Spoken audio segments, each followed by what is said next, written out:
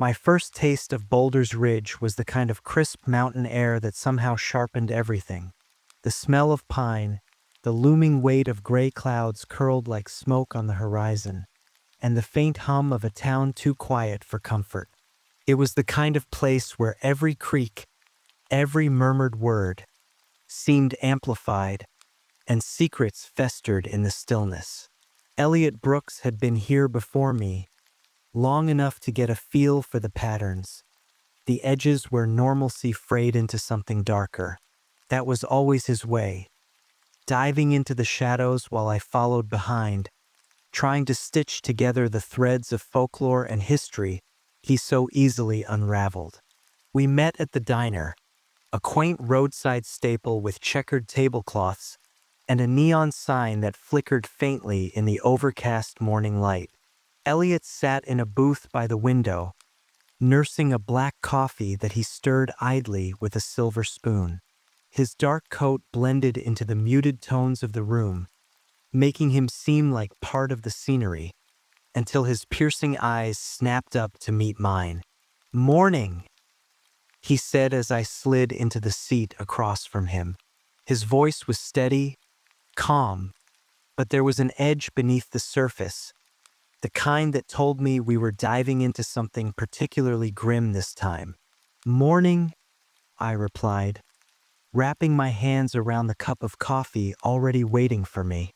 It was warm, but not warm enough to chase away the chill creeping into my bones. "You didn't give me much to go on in your message." "That's because there isn't much to give," Elliot said, pulling a folded piece of paper from his coat pocket and laying it on the table between us. 3 deaths in the past month, each one found alone in their home, no signs of forced entry, no physical wounds. The only common thread, a grandfather clock in each house, and neighbors who swear they heard it chime just before the discovery. I frowned, unfolding the paper and scanning the names and details scrawled in Elliot's precise handwriting. The deaths were spaced out across the town, with no apparent connection between the victims. "And the clocks?" I asked, leaning back in my seat. "Removed from the crime scenes and stored in the police evidence room," Elliot said. "But they're not police property anymore. I bought them." "You bought?" I stopped short, shaking my head. "I don't even want to know how you convinced the sheriff to sell evidence in an active investigation." Elliot's lips twitched in a brief, almost imperceptible smile. "Sheriff Blake is a practical man. He doesn't believe in curses, and he'd rather not waste resources chasing ghosts." "And you think these clocks are cursed?" I asked, though I already knew the answer. Elliot didn't deal in absolutes, but he trusted his instincts more than most. "I think there's something worth investigating," he said, finishing his coffee with a measured sip. "And so do you, or you wouldn't be here." He wasn't wrong. Part of me wanted to write off the clocks as a coincidence, the chimes as a byproduct of overactive imaginations. But the other part, the one that had spent years delving into myths and legends, peeling back layers of superstition to find kernels of truth, knew better. Boulder's Ridge had a story to tell, and I wasn't about to leave it unheard. By midday, we stood in a dusty garage at the edge of town, staring at 3 grandfather clocks lined up in a neat row. They were elegant, intricate things, their dark wooden frames etched with swirling patterns that seemed almost alive. The glass faces reflected the dim light filtering through the narrow windows, casting faint shadows on the concrete floor. "Felix Marlowe," Elliot said, his voice breaking the heavy silence. "A clockmaker who lived here in the late 1800s. These were his creations." I glanced at him, then back at the clocks. "You're sure?" "The engravings," he said, tapping the edge of one clock with a gloved finger. Unique to his work, he was celebrated for his craftsmanship, but he also had a reputation for unconventional methods. Unconventional how? I asked, though I could already guess where this was going.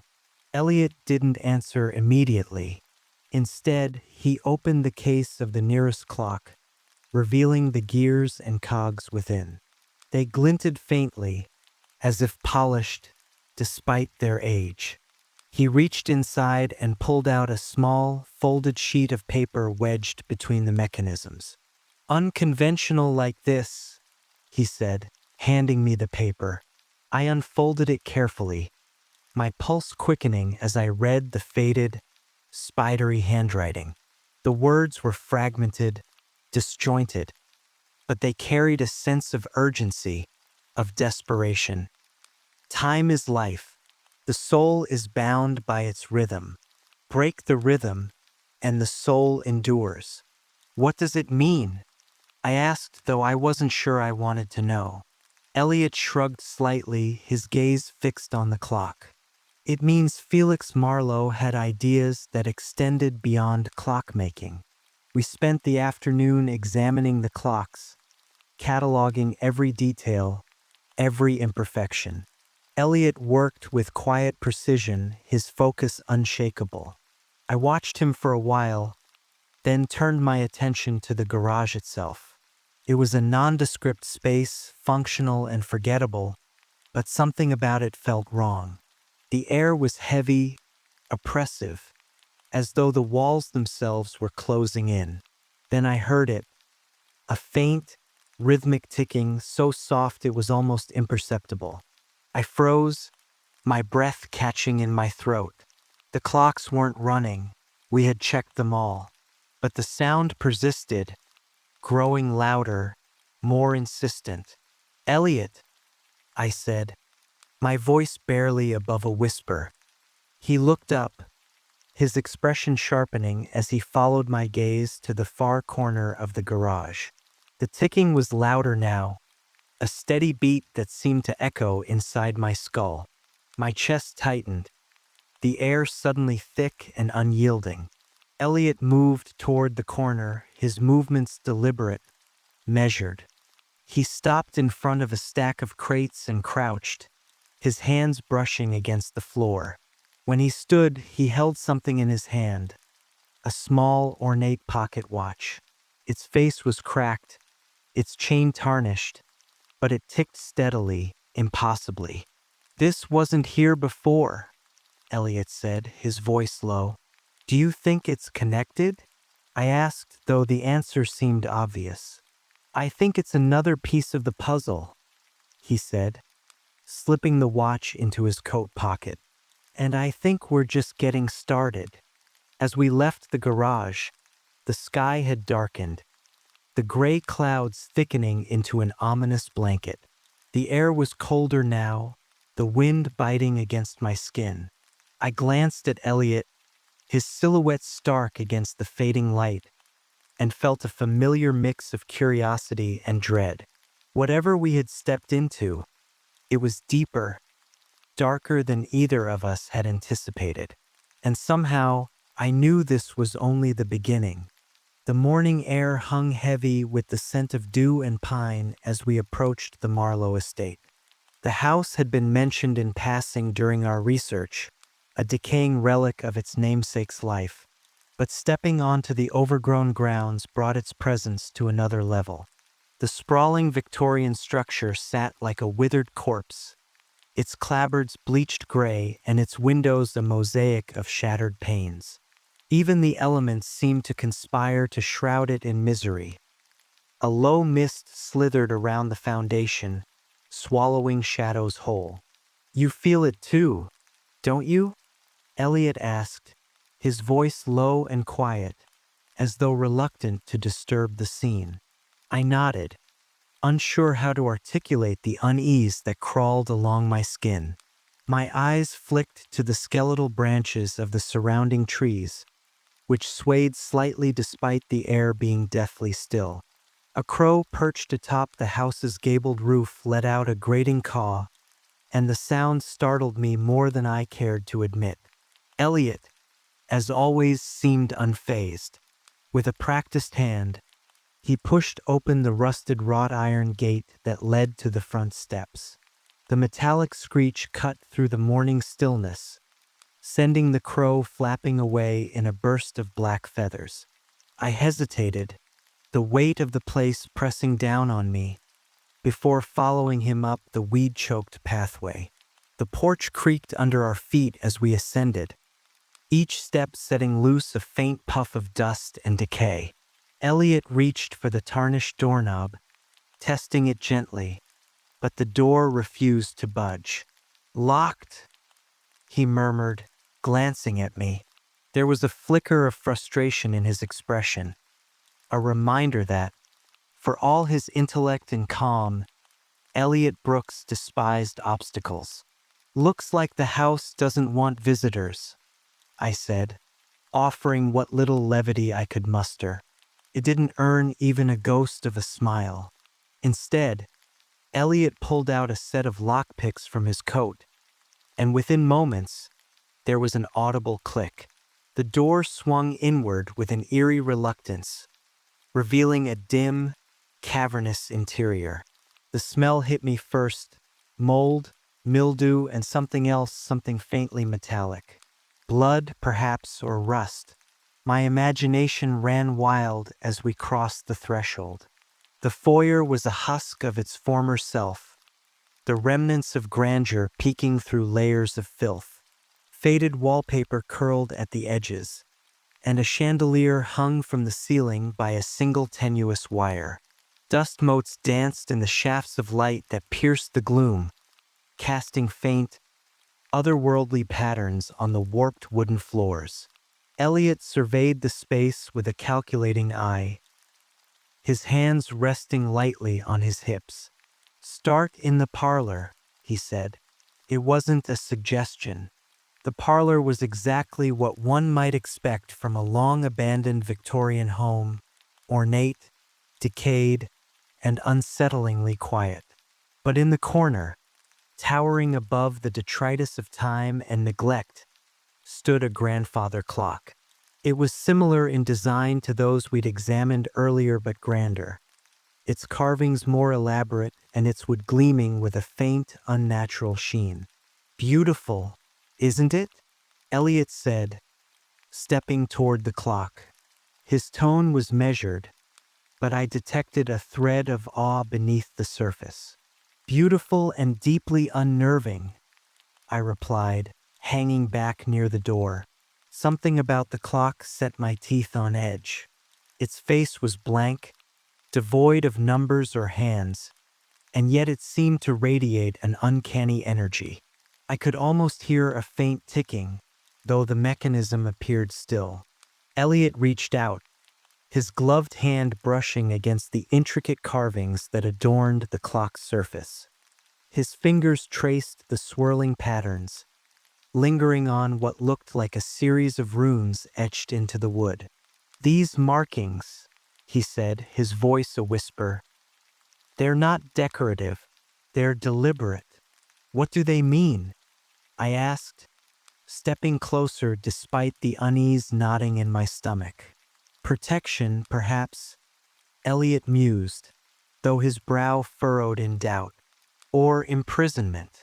The words sent a shiver down my spine, and I turned my attention to the rest of the room, desperate for something to distract me from the oppressive presence of the clock.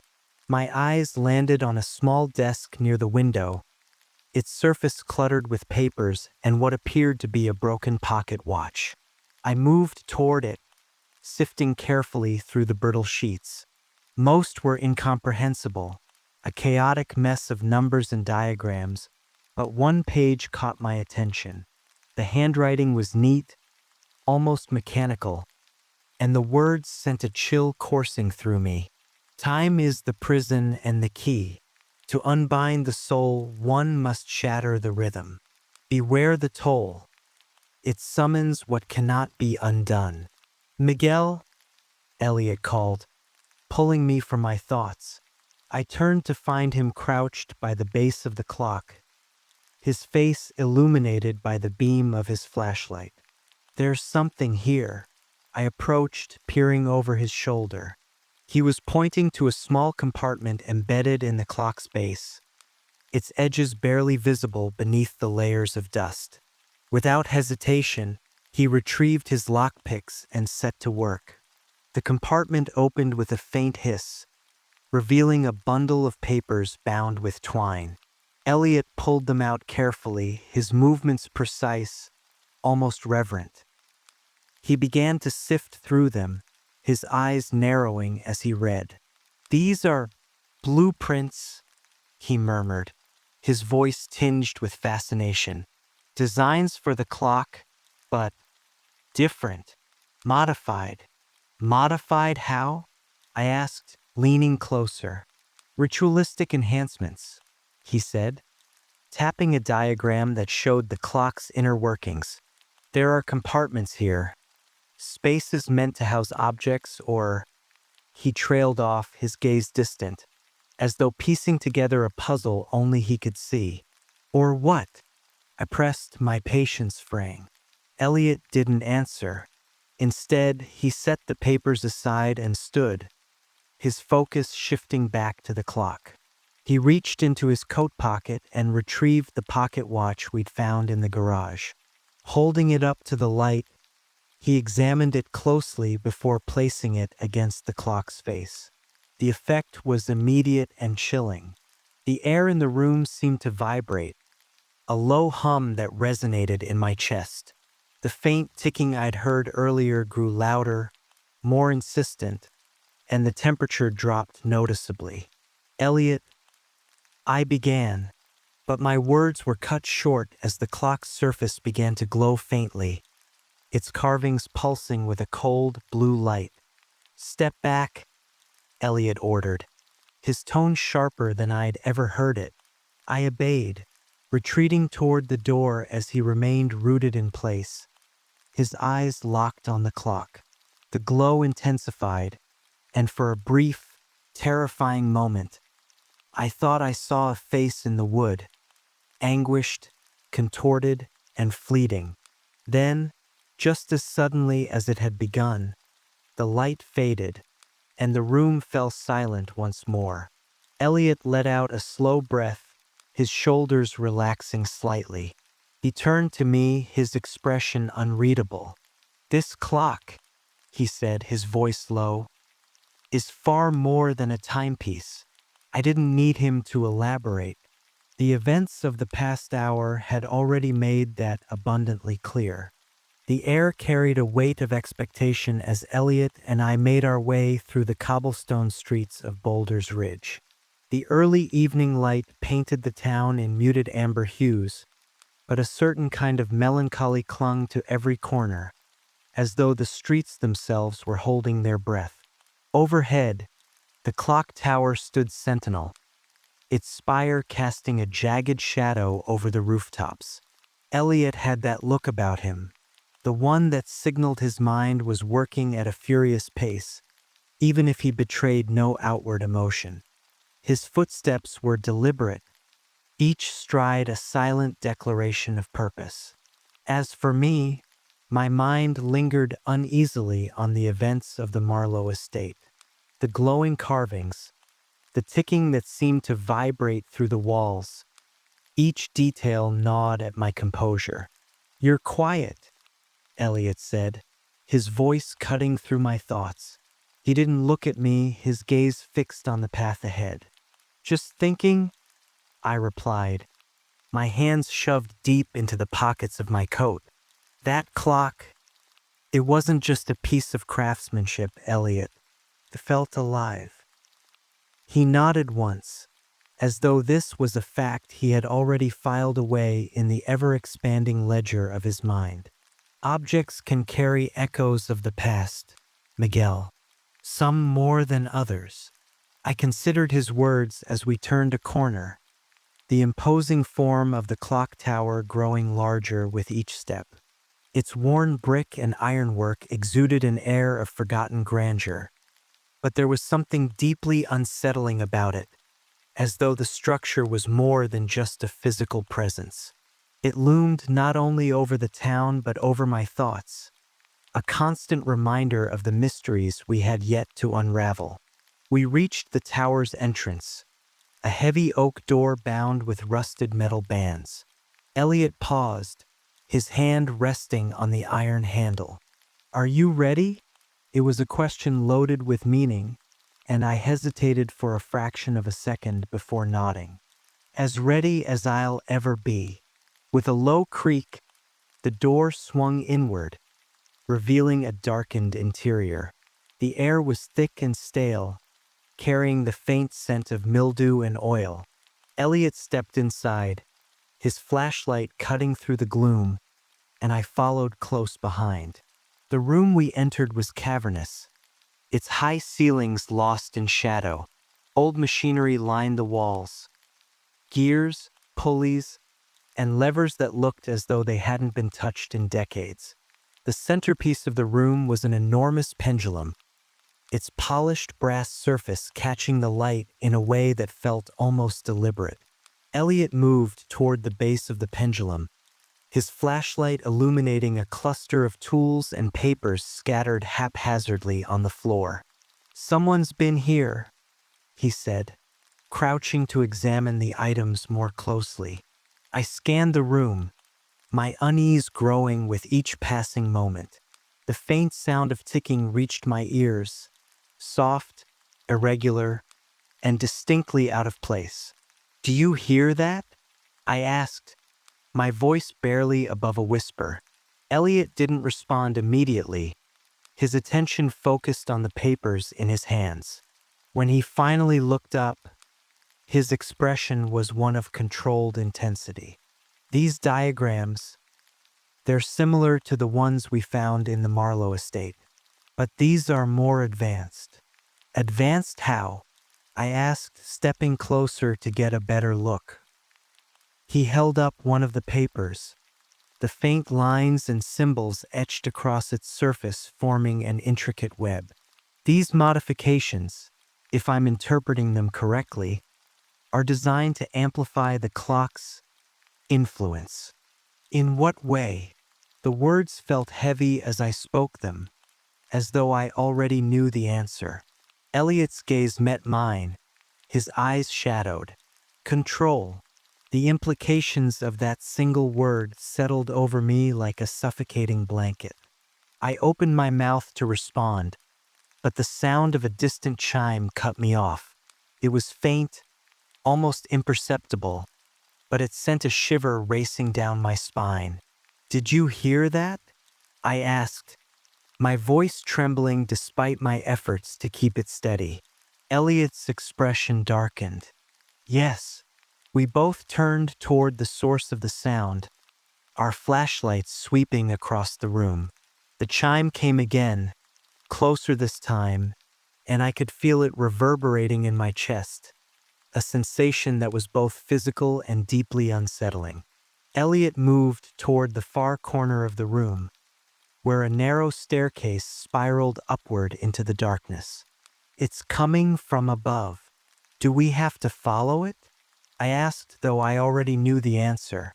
He didn't respond, his focus already fixed on the stairs. With a resigned sigh, I fell into step behind him, my heart pounding as we ascended. The staircase was a claustrophobic spiral of iron, each step creaking under our weight. The air grew colder as we climbed, and the faint ticking that had haunted us below seemed to grow louder, more insistent. When we reached the top, we found ourselves in a narrow chamber dominated by the massive clock face. Its gears and cogs turned slowly, almost lazily, their movements accompanied by the rhythmic ticking that seemed to echo through the walls. The faint chime we had heard earlier was louder now, a haunting melody that seemed to come from everywhere and nowhere at once. Elliot approached the mechanisms, his flashlight illuminating the intricate workings of the clock. "This isn't just a timepiece," he said, his voice low. "It's a conduit." "For what?" I asked, though I wasn't sure I wanted to hear the answer. Before he could respond, the chime rang out again, louder and more insistent than before. The light from our flashlights flickered, casting shadows that seemed to move independently of their sources. "Do you see that?" I whispered, my breath hitching as one of the shadows darted across the wall. "Yes," Elliot said, his tone steady despite the growing tension in the room. He reached into his coat and retrieved the pocket watch we had found earlier, holding it up to the light. As he did, the ticking grew louder, more erratic, and the shadows seemed to converge, swirling around the pocket watch like moths drawn to a flame. The chime rang out once more, and the room was plunged into darkness. For a moment, there was only silence, the kind of silence that presses against your ears, smothering every thought. Then, a voice broke through the stillness, low and rasping, as though dragged from the depths of the earth. "Time is the master of all things." The voice sent a jolt of terror racing through me, and I turned toward its source. But there was nothing there, only shadows and the faint outline of Elliot standing beside the clock. "Elliot," I began, my voice shaking, but he raised a hand to silence me. "Stay calm," he said, though his own voice was edged with tension. "We're not alone." The words barely had time to sink in before the shadows began to move again, swirling faster and faster until they coalesced into a single towering figure. It was humanoid in shape, but its form was indistinct, a mass of shifting darkness that seemed to defy definition. "Who are you?" Elliot demanded, his tone firm despite the fear that hung heavy in the air. The figure didn't respond, but its presence was answer enough. The room seemed to warp around it, the walls stretching and contracting as though the very fabric of reality was being twisted by its presence. I took an involuntary step back, my mind racing as I tried to make sense of what I was seeing. But there was no sense to be found, only the overwhelming certainty that we had crossed a line that could never be uncrossed. Darkness clung to the room, thick as tar, smothering every ounce of my resolve. My breath came shallow, catching in my chest as I pressed against the cold brick wall, straining my ears for something, anything, that might make sense of the towering shadow we had seen moments before. The flickering beam from Elliot's flashlight carved fleeting arcs through the gloom, but the light felt impotent, swallowed by the hungry darkness around us. "You're not going to tell me that was a trick of the light?" I said, my voice trembling despite my best effort to sound steady. The figure, if that thing could be called a figure, had dissolved into the black void as quickly as it had appeared, leaving behind only an oppressive silence and the ever-present ticking of the clock's mechanisms. Elliot was crouched by the base of the massive gears, examining the markings etched into the metal with the precision of a jeweler inspecting a priceless gem. His flashlight danced over symbols that seemed half familiar, as though I had seen them in fleeting glances of folklore texts or diagrams buried in esoteric tomes. "I wouldn't insult your intelligence," he replied dryly, not bothering to glance in my direction. "We saw what we saw." "And what exactly did we see, Elliot?" My voice rose, barely masking the undercurrent of panic. "Because I can handle a lot, but that wasn't natural." Elliot stood, brushing dust from his gloves and finally turning his attention to me. His face, illuminated in the pale glow of his flashlight, was the picture of calm rationality, but I had known him long enough to see the tension in the lines of his jaw, the subtle furrow in his brow. "It wasn't natural," he agreed, his voice measured, "but it wasn't random either. Something is tethered to this mechanism, something deliberate." I swallowed hard, the weight of his words settling over me like a shroud. "And what do you propose we do about it?" "Understand it," he said simply.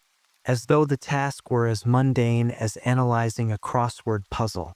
His eyes flicked back to the gears, their methodical grinding now an almost living pulse, a sinister heartbeat reverberating through the walls. The markings on these cogs, they're ceremonial. Whoever designed this didn't just want to build a clock. They wanted to create an anchor. To anchor what? I asked, already dreading the answer. Elliot didn't respond immediately, his gaze fixed on the whirring machinery. The tension in the air grew unbearable, and I took a hesitant step closer, my boots scraping against the warped floorboards. Before he could reply, a sound broke the silence. A deep, resonant chime that seemed to emanate from every corner of the room.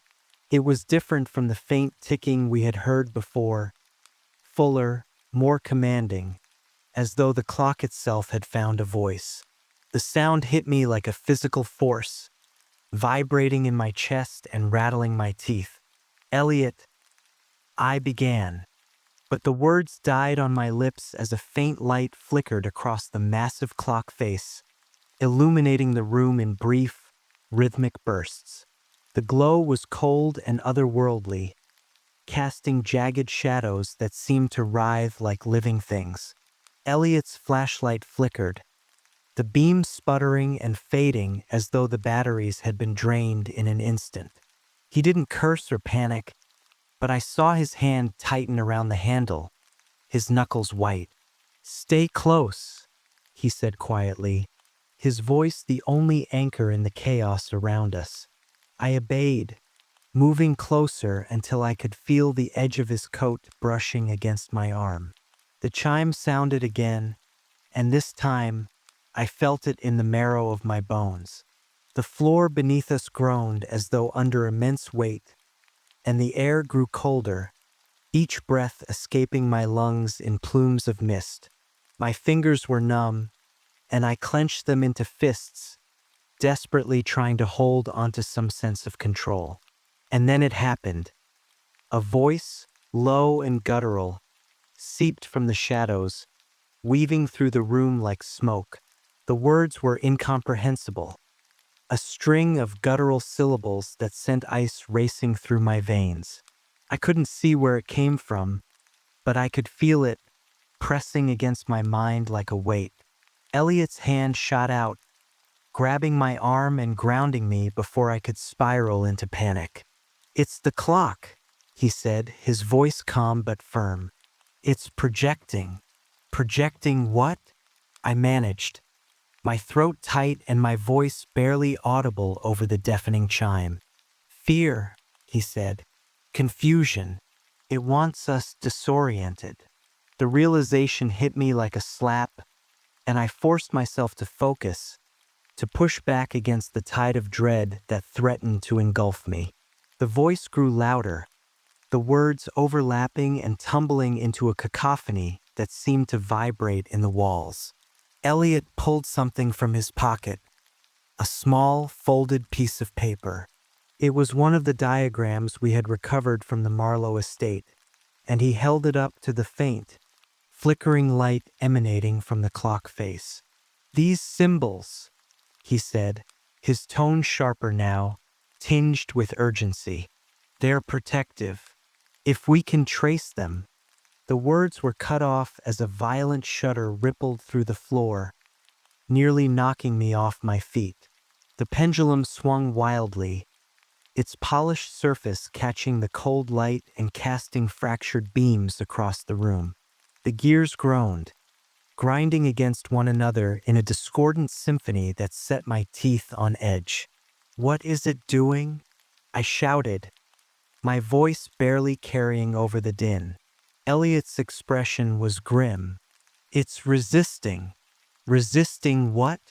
"Us," he said simply, his focus unbroken as he began tracing the symbols on the paper with his gloved finger. "Whoever built this clock designed it to protect itself. It's reacting to our intrusion." Another chime rang out, and the light surged, blindingly bright for a moment before plunging us back into darkness.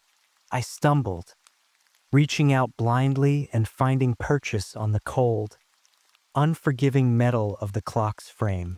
My pulse thundered in my ears, the weight of the room pressing down on me like a vice. Elliot's voice cut through the chaos, sharp and commanding. "Miguel, focus." I turned toward him, my vision swimming as the light flickered back to life. He was standing by the pendulum, his figure silhouetted against the glowing gears. In his hand, he held the pocket watch, its cracked face gleaming faintly. "This is the key," he said, his tone unwavering despite the storm of noise and light around us. "It's a fragment of the mechanism, a way to interface with the clock's design." Before I could respond, the chime rang out again, louder and more insistent than ever. The light surged, and the room seemed to tilt, the walls bending and warping as though the very fabric of reality was unraveling. Elliot moved with purpose, placing the pocket watch against the base of the pendulum. The reaction was instantaneous. A burst of light and sound that sent me staggering backward, my vision consumed by a cascade of cold, blue luminescence. And then, just as suddenly as it had begun, the chaos ceased. The room fell silent, the light faded, and the ticking of the clock returned to its steady, rhythmic beat. My breath came in ragged gasps as I pushed myself to my feet, my body trembling with exhaustion. Elliot stood at the center of the room, his shoulders rising and falling with slow, deliberate breaths. The pocket watch was gone, absorbed into the clock's frame, and the pendulum swung with measured precision once more. What did you do?" I asked, my voice hoarse and unsteady. He turned to me, his expression unreadable. "I bought us time," he said simply. The walk back to the inn was wrapped in an uncomfortable silence, a stillness that clung to us like mist. My nerves were raw, jittering from the event in the clock tower. Though the ticking had faded into memory, it echoed in my ears like a ghostly refrain. My mind tried to piece together the fragments of logic that Elliot's calm composure seemed to demand, but all I could feel was the cold weight of dread anchoring itself in my chest. Elliot, as always, was miles ahead of me. Not physically, of course, but mentally. His steps were brisk, purposeful, his hands tucked into the pockets of his coat as though sheltering some invisible thread of thought he was weaving into a tapestry of clarity. He didn't ask if I was all right. Perhaps he already knew the answer, or perhaps he knew it didn't matter. When we arrived at the inn, the proprietor gave us a polite nod, but even he seemed quieter than usual, his jovial demeanor tempered by the ever-thickening air that hung over Boulder's Ridge. People here weren't stupid. They knew the town had secrets, and they knew better than to pry too far into what lurked in the shadows. The room we shared was modest, its furnishings worn but clean. Elliot wasted no time, spreading the diagrams, notes, and fragments of clues we had gathered across the desk. I hovered near the window, staring out into the darkness.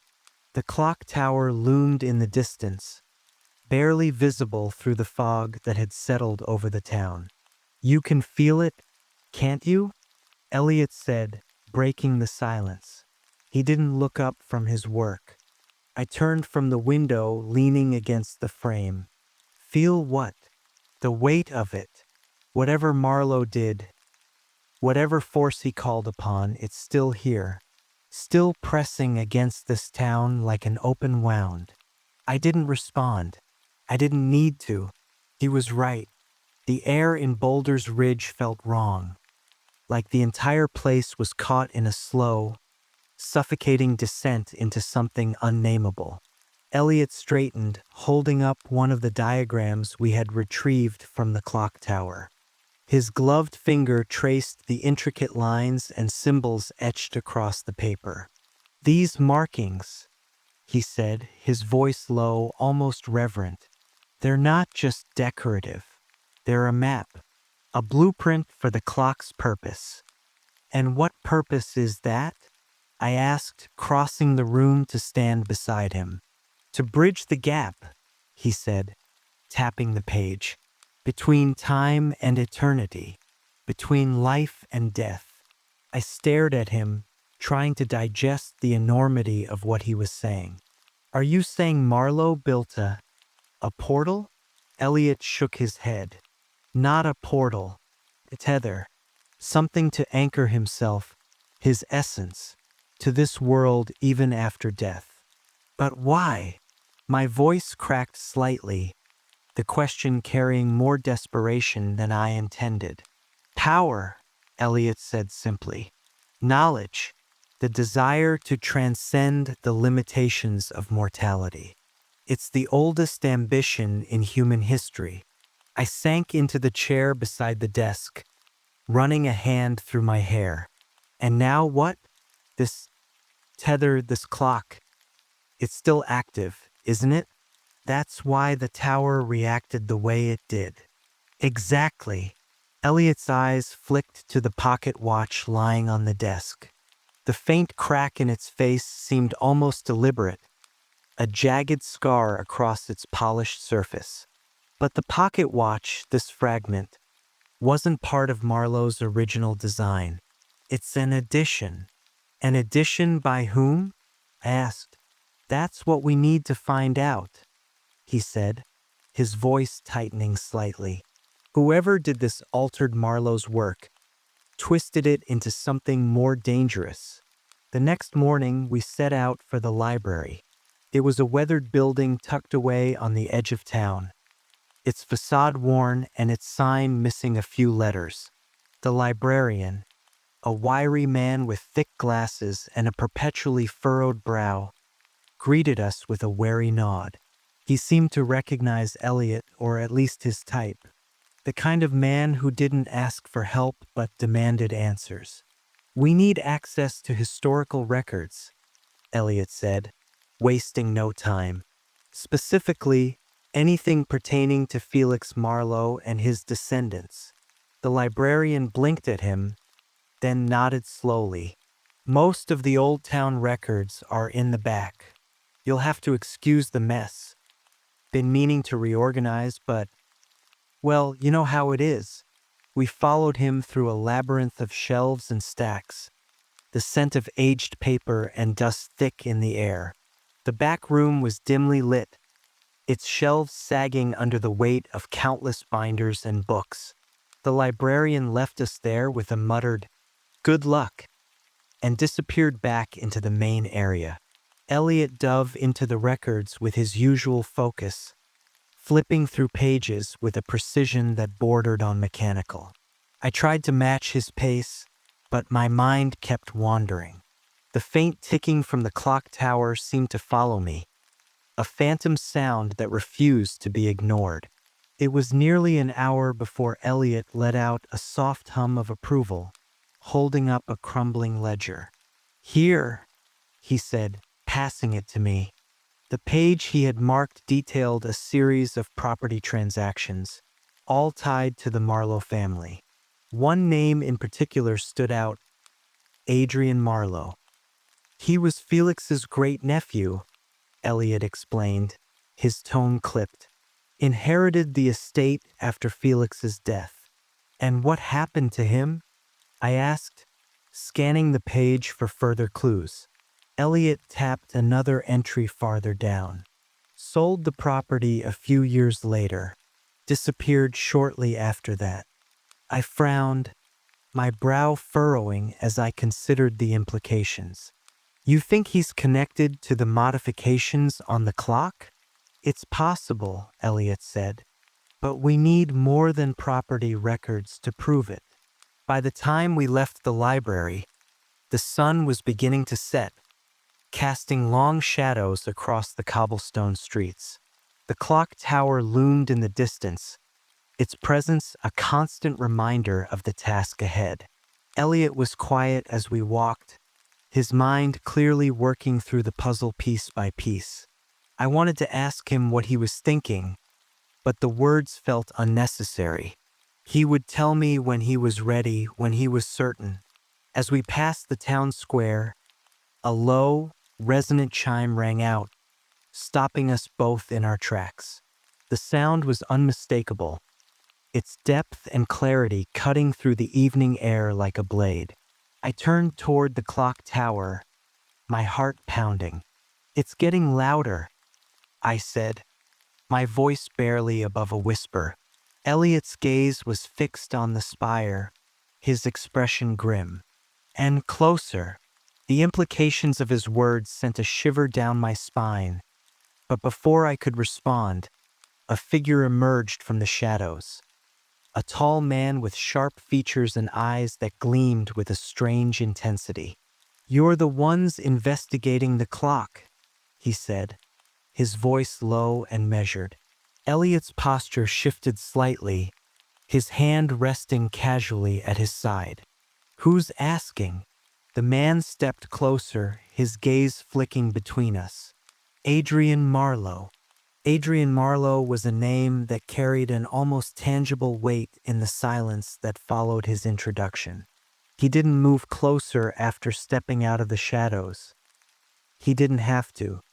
His presence itself was a declaration, a claim that this town's secrets were his, and we were trespassers on the territory of his history.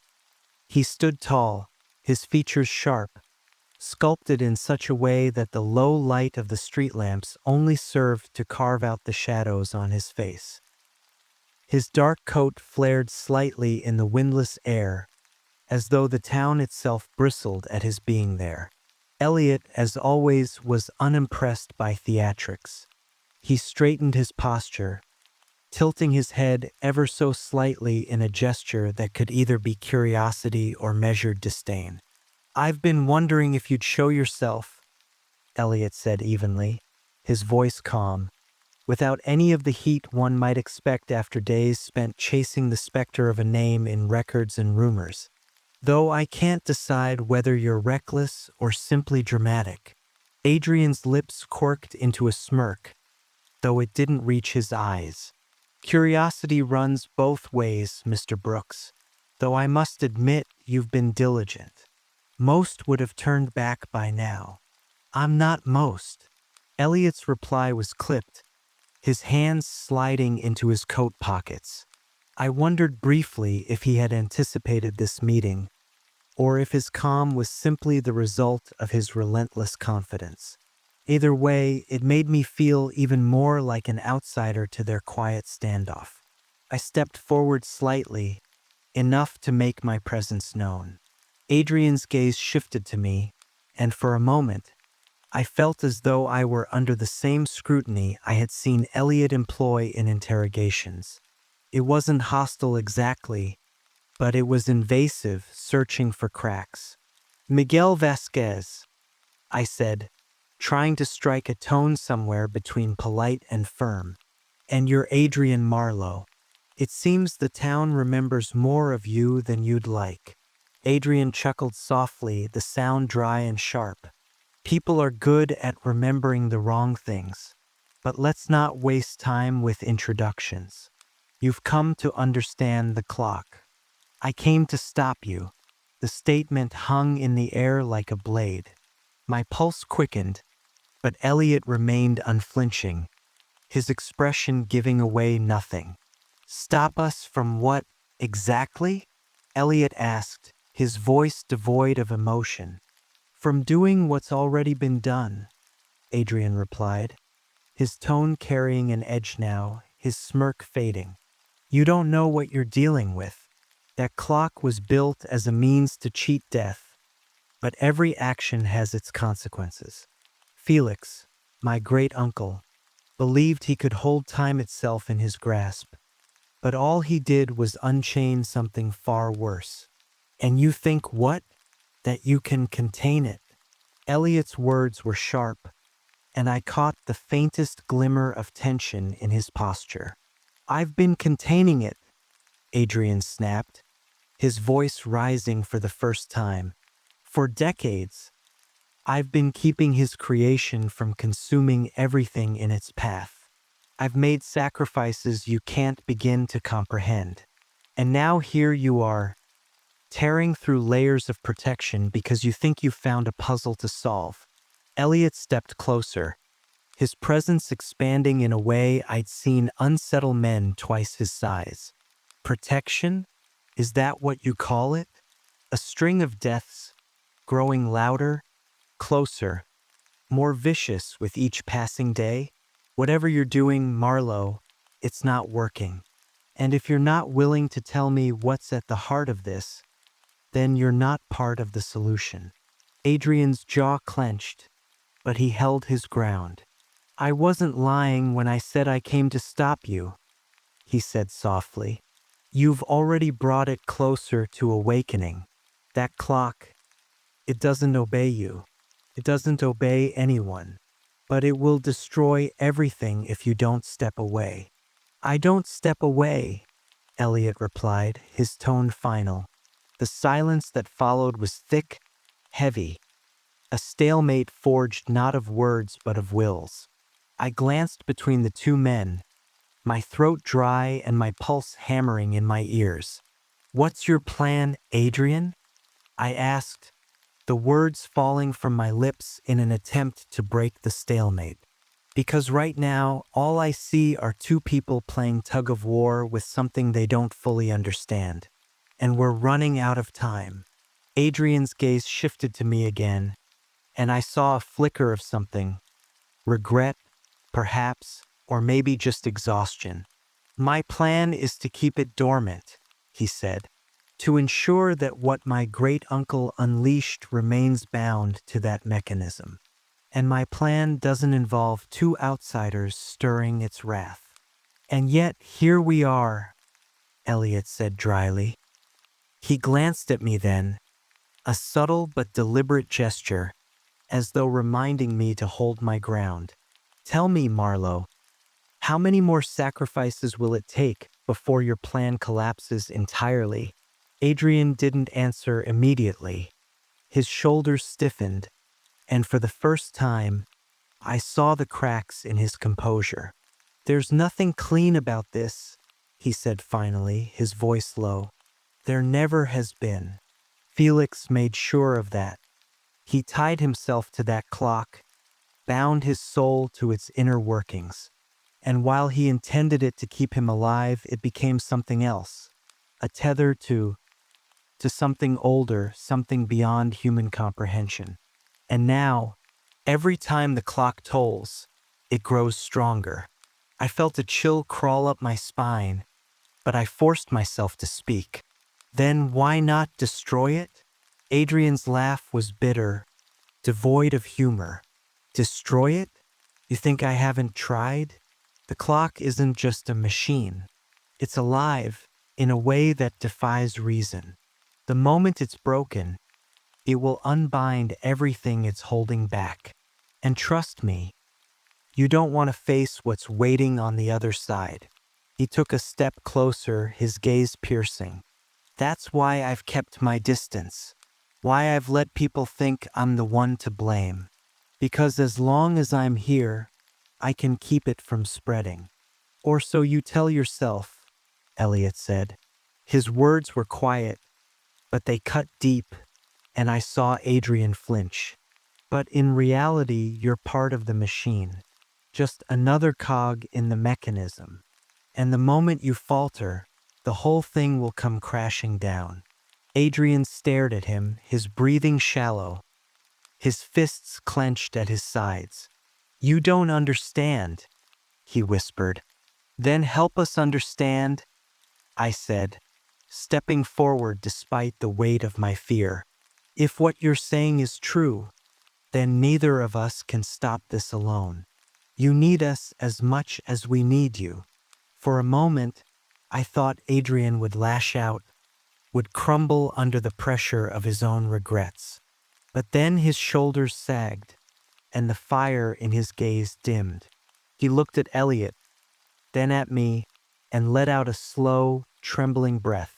"Fine," he said, "but if you're in, you're all in. No turning back." Elliot didn't hesitate. We never turned back. The tension in the air shifted, a fragile truce forming between us. But as Adrian stepped forward, his movements stiff and deliberate, I couldn't shake the feeling that we were standing on the edge of something vast and unknowable. The clock tower loomed behind him, its silent face watching, waiting, and with every passing second, the ticking in my ears grew louder. The night pressed down around us as we made our way toward the clock tower.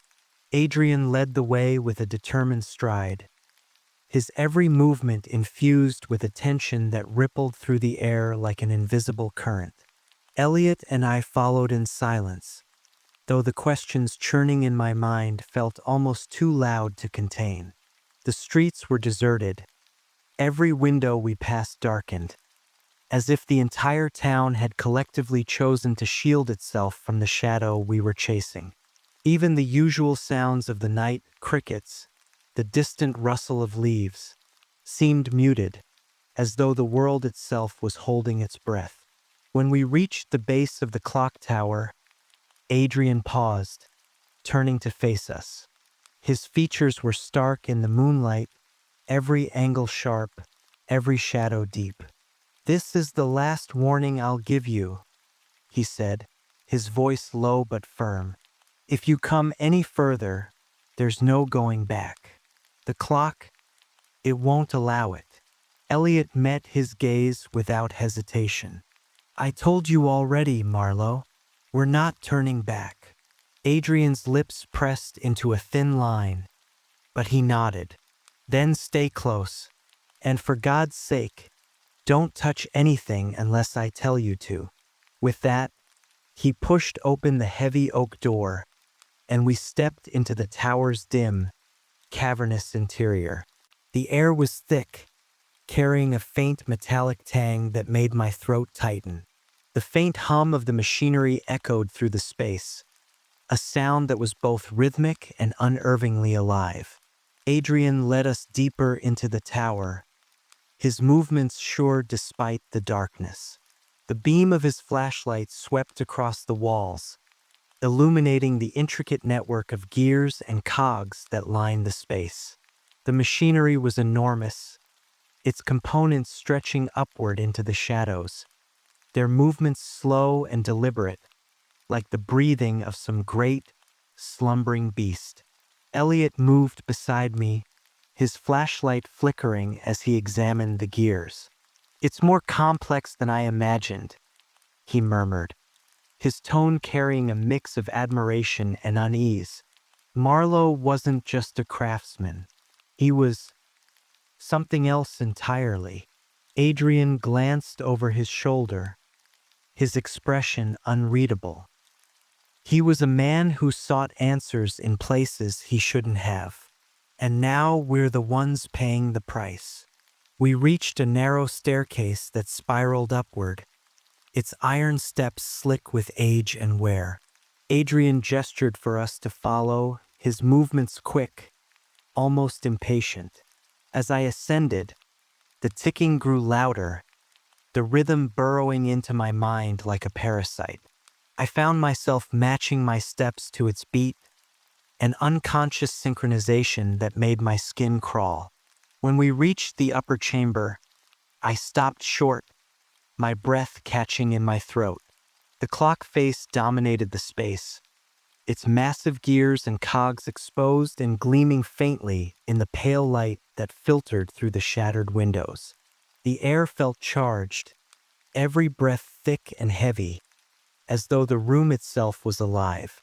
"This is it," Adrian said, his voice tinged with something that might have been reverence or fear, or perhaps both. "The heart of the clock."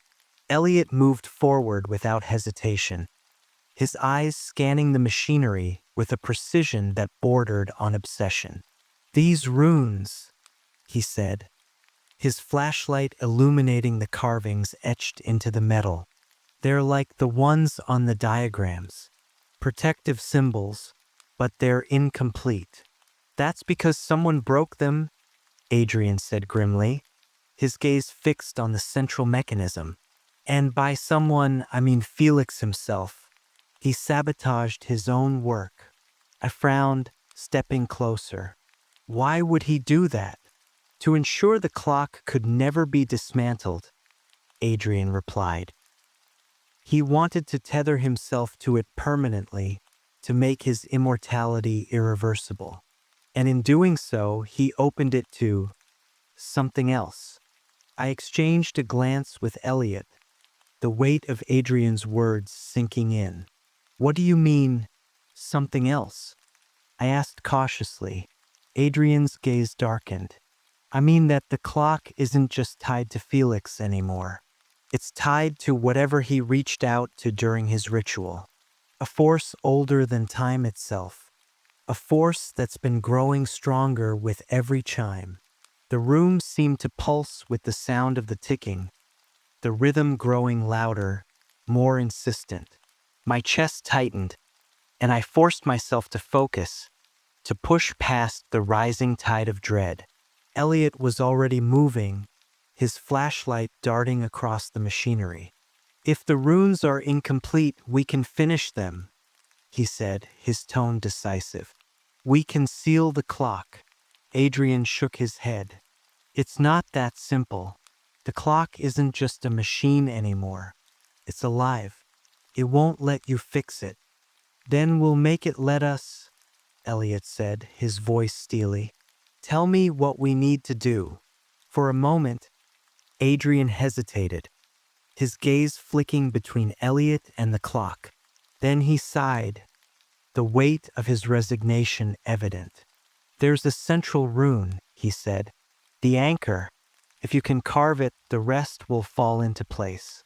But, he trailed off, his expression hardening. The clock will fight back, and if it wins, it won't just stop us. It will consume us. Elliot nodded once, his jaw set. Then we don't let it win. Adrian handed him a small, sharp blade, its edge gleaming faintly in the dim light. You'll need this. The metal's infused with iron and salt. One of the only things the clock can't repel. I watched as Elliot took the blade, his grip steady. Despite the danger, he showed no hesitation, no fear. I envied him for that. My own hands were trembling, the enormity of what we were about to face pressing down on me like a physical weight. Elliot turned to me, his gaze unwavering. Stay close, he said, and if anything happens, get out. Do you understand? I nodded, though the thought of leaving him alone in this place was almost unbearable. Just be careful, I said, my voice barely audible. He gave me a small, fleeting smile, more of a reassurance than anything else. Then he turned back to the clock, stepping toward the central mechanism with deliberate care. The moment he raised the blade, the room erupted into chaos. The ticking surged, each beat a thunderous roar that shook the walls. The gears groaned and twisted, their movements erratic and frenzied. The air grew colder, the light dimming until the chamber was cloaked in near-total darkness. And then it came, the shadow. It rose from the center of the mechanism, a towering figure of shifting blackness that seemed to ripple and writhe like smoke caught in a storm. Its form was indistinct, its edges blurred, but its presence was undeniable. It was ancient, vast, and filled with a malice that chilled me to my core. Elliot didn't falter. He plunged the blade into the metal, carving the first stroke of the rune with precise, deliberate movements. The shadow reacted instantly, surging toward him with a speed that defied logic. No! I shouted, rushing forward, but Adrian grabbed my arm, holding me back. You'll only make it worse, he shouted over the din. He has to finish it. I struggled against his grip, my heart pounding as the shadow loomed over Elliot. But he didn't stop. He continued to carve, each stroke of the blade sending a burst of light through the darkness. The shadow lashed out, its form twisting and coiling around him like a serpent. I could see the strain on his face, the effort it took to resist its pull. But he pressed on, his determination unyielding. And then, with a final, decisive stroke, the rune was complete. The room was consumed by a blinding light, a searing brilliance that forced me to shield my eyes. The shadow let out a deafening roar, its form unraveling as the light grew brighter, stronger. The ticking slowed, then stopped, and the air grew still. When the light faded, the room was silent. The clock stood motionless, its gears frozen, its presence diminished. Elliot was on his knees, his breathing ragged, but he was alive. I rushed to his side, my heart pounding with relief. "Elliot," I said, my voice shaking, "are you all right?" He looked up at me, his face pale but resolute. "It's done," he said simply. But as I helped him to his feet, I couldn't shake the feeling that our victory had come at a cost, and that the clock wasn't finished with us yet. The air inside the clock tower was still eerily so, as if the chaos of moments before had been sucked into some void. My breaths came sharp and shallow, audible in the unnatural silence that enveloped us. Elliot leaned against the clock's frozen frame, his face pale and drawn, his hand gripping the edge of the central mechanism for support. Adrian stood on the far side of the chamber, his eyes fixed on the dormant gears as though he expected them to spring to life again at any second. For a moment, none of us moved. None of us dared. The silence was louder than the ticking had been, heavier, weighted with the knowledge that whatever we had done wasn't the end. It was the beginning of something we couldn't yet understand. "Elliot," I said finally, my voice rough, my throat raw from the shouting and the tension. "You okay?" He nodded once, his movements slow, deliberate. "I'm fine," he said, though his voice was thin, lacking its usual conviction. "We bought ourselves time, but—" He trailed off, his gaze drifting to the carved rune at the heart of the mechanism. The symbol glowed faintly, its edges pulsing with a dim, cold light. It was incomplete, fractured, as though the act of carving it had only managed to temporarily halt the clock's relentless momentum. "But it's not over," Adrian finished for him, his tone flat, resigned. He stepped closer, his hands clenched into fists at his sides. "You slowed it down, but you didn't stop it. The clock is still connected to whatever Felix unleashed." I pushed myself off the wall, the ache in my legs and arms a dull thrum beneath my mounting frustration. "Then what do we do? Just wait for it to start up again and hope we're ready for round two?" Adrian's jaw tightened, the muscles in his face twitching as he fought to keep his composure. "No," he said. "We end it. Completely. Permanently." Elliot straightened, his gaze sharpening as he studied Adrian. "And how do we do that?" he asked, his tone cold, calculated. "Because I've been asking you that question since we met, and you still haven't given me a straight answer." Adrian hesitated, the weight of his silence stretching out until I thought I might scream. Finally, he exhaled, the sound heavy with exhaustion and something else, something closer to fear. "There's a core," he said, "at the center of the mechanism. Felix built it as a failsafe, a way to keep the clock from being destroyed outright. If we can reach it, dismantle it, we can sever the connection once and for all."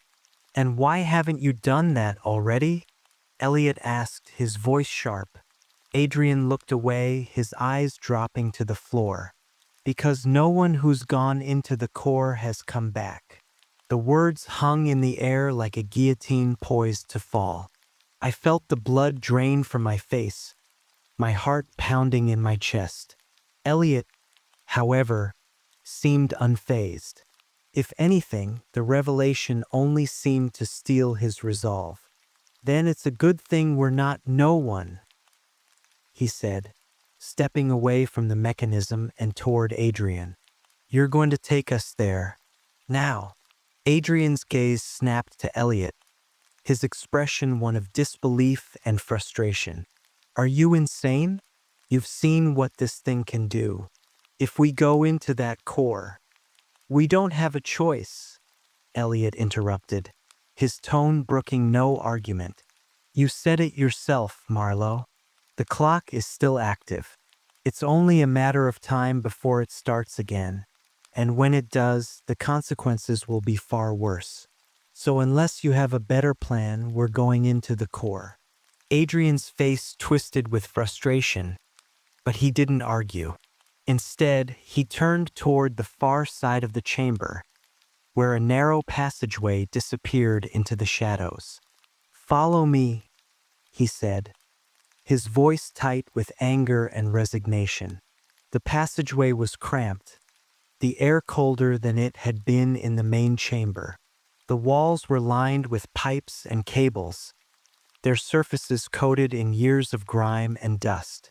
The faint glow from the rune on the mechanism was quickly swallowed by the darkness, and our flashlights cast long, flickering shadows that seemed to reach for us as we passed. Adrian led the way, his movements quick and deliberate, as though he was eager to get this over with. Elliot followed close behind, his posture rigid, his flashlight sweeping across the walls with meticulous precision.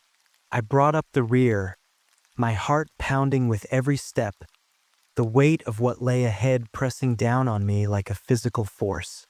After what felt like an eternity, the passageway opened into a small circular chamber.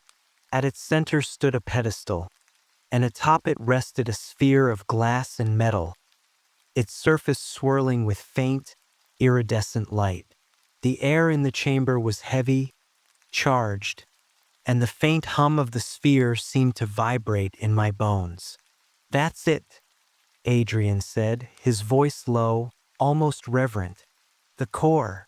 Elliot stepped forward, his flashlight trained on the sphere. "And how do we dismantle it?" Adrian hesitated, his eyes fixed on the core. "The connections," he said finally, gesturing to the cables and wires that snaked out from the base of the pedestal. "They're what feed the clock. If we cut them, it should sever the link." "Should," I echoed, my voice rising despite myself. "What do you mean, should?" Adrian turned to me, his expression dark. "I mean that I don't know what's going to happen, Vasquez. This isn't exactly something I've been able to test." Elliot didn't wait for further clarification. He stepped toward the pedestal, his movements careful, deliberate. The hum of the core seemed to grow louder as he approached, the light within it pulsing like a heartbeat. He reached for the first cable, his fingers gripping it tightly. "Wait," Adrian said, his voice sharp. "Once you start, there's no going back. The clock will fight you. And if you fail—" "We won't," Elliot said simply. And with that, he yanked the cable free. The reaction was immediate. The core flared with light, the hum rising to a deafening roar that made my ears ring. The walls of the chamber trembled, the floor shifting beneath our feet as the clock's mechanism above groaned to life. "Elliot!" I shouted, my voice barely audible over the noise. He didn't respond. He was already moving to the next cable, his face set in a mask of determination. Adrian was shouting something, but his words were drowned out by the chaos erupting around us. The second cable came free, and the light from the core grew blinding, forcing me to shield my eyes. The air was thick, suffocating, and I could feel the clock's presence pressing down on us, a malevolent force that seemed to seep into my very soul. "Keep going," Adrian shouted, his voice cutting through the noise. Elliot didn't hesitate. He reached for the third cable, his hand trembling slightly as he gripped it. The core's light pulsed violently, and for a moment, I thought it might explode. But then the cable came free, and the hum began to falter, the light dimming. And then, just as suddenly as it had begun, the chaos ceased. The core's light faded to a dull glow, its hum falling silent. The air in the chamber grew still, the tension that had gripped us finally releasing. Elliot staggered back from the pedestal, his breathing heavy, his face pale. "It's done," he said, his voice hoarse. But as I looked at the core, its surface cracked and fractured. I couldn't shake the feeling that we had only scratched the surface of the clock's dark secrets. The chamber's silence didn't last. It started as a low, almost imperceptible hum vibrating through the floor beneath our feet. I could feel it in my bones, like the slow intake of breath before a scream. My eyes darted toward the fractured core, its light dim and erratic, the cracks running across its surface glowing faintly with an unnatural intensity. Elliot was still standing, but just barely, his shoulders hunched as he fought to regain his strength. Adrian hovered near the passageway, his body tense, his eyes glued to the core as though it might lunge at him if he looked away. "We need to get out of here," Adrian said sharply, breaking the tension. "Now." Elliot shook his head, his voice hoarse but firm. "Not yet." "Elliot," I said, my hand gripping his arm in a futile attempt to anchor him. "Whatever you're planning, we're out of time. Look at it." The core pulsed again, its light flaring briefly before fading, the hum rising in pitch. It wasn't just a machine, it was alive and it was angry. Every instinct I had screamed at me to run, to drag Elliot and Adrian out of this cursed place and never look back. But Elliot's gaze was fixed on the core, his mind turning over possibilities even as the walls of the clock tower seemed to tremble with the weight of what we had unleashed. "We missed something," he muttered, almost to himself. "The connections are severed, but it's still feeding. There's something else, another link." "Another link?" Adrian snapped, his frustration boiling over. "There's nothing else. This is the heart of it. Brooks, you can't keep playing hero and pretending you can outsmart it." Elliot ignored him, his focus unwavering. He stepped closer to the core, his movements slow and deliberate, like a man approaching the edge of a cliff. I wanted to stop him, to pull him back, but the look in his eyes stopped me cold. It wasn't determination, it was something far more dangerous. Resolve. "Elliot, please," I said, my voice breaking. "We've done enough. We need to leave." He didn't respond. His hand reached out, hovering over the core, the faint glow casting sharp shadows across his face. "It's not just the clock," he said quietly. "It's him." "What are you talking about?" I asked, my pulse hammering in my ears. "Felix Marlowe," Elliot said, his voice steady now, as if the pieces had finally clicked into place. "He didn't just tether himself to the clock. He became it." The words hit me like a blow, and I staggered back, my mind struggling to process what he was saying. Adrian's face twisted with disbelief, but he didn't argue. Maybe he couldn't. Deep down, we both knew Elliot was right. "So what?" Adrian said, his voice laced with bitterness. "You think you can reason with him? Convince him to let go?" Elliot turned to face us, his expression calm but unyielding. "No," he said simply. But I can confront him. Before either of us could stop him, he pressed his hand against the core. The light flared, blinding, and the world around us shattered like glass. I don't know how to describe what happened next. One moment, I was in the clock tower, the hum of the core pounding in my ears. The next, I was elsewhere. It wasn't darkness, not exactly, but an endless expanse of shifting light and shadow, shapes and colors that defied logic.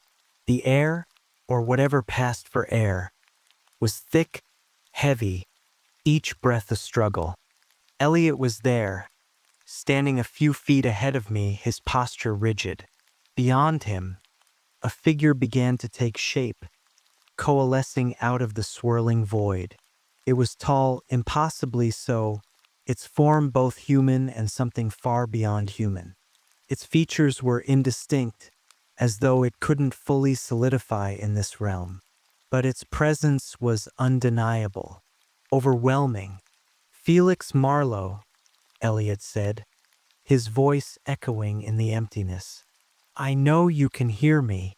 The figure tilted its head, the movement slow and deliberate. When it spoke, its voice was 1,000 voices, layered and distorted, each word cutting through me like a blade. "You have come far, detective, but you cannot stop what has already begun." "We're here because of you," Elliot said, his tone unflinching. "You thought you could cheat death, bend time to your will, but all you've done is unleash something you can't control." The figure laughed, the sound reverberating through the void. "Control? You misunderstand, mortal. I am not bound. I am free, and soon so too shall they be." "They?" I asked, my voice barely a whisper. Elliot shot me a warning glance before turning his attention back to Marlowe. "You tied yourself to the clock," he said, "but you didn't just tether your soul. You opened a door, didn't you?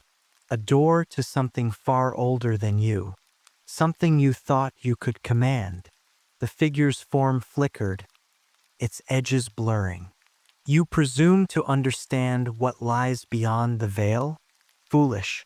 I sought only to transcend, to become more, and I succeeded." Elliot stepped closer, his voice rising. "At what cost? Look around you, Marlowe. You're no longer a man. You're a prisoner of your own ambition." The figure's form twisted, its outline shimmering like heat waves. "A prisoner? No, I am a conduit, a harbinger, and you are but insects crawling toward annihilation." The ground beneath us, or whatever passed for ground, shuddered, cracks spreading outward in jagged lines. The light grew brighter, harsher, as if the very fabric of this place was tearing apart. "We need to go," I said, my voice trembling. "Elliot, we can't fight this." But Elliot didn't move. His gaze was locked on Marlowe, his expression unreadable. "You think you've won," he said, his voice quiet but filled with steel. "But you've overreached. And now we're going to finish what you started." Marlowe laughed again, the sound deafening. "You cannot stop the inevitable. The clock will toll and time itself will shatter. And when it does, you will beg for the release of oblivion."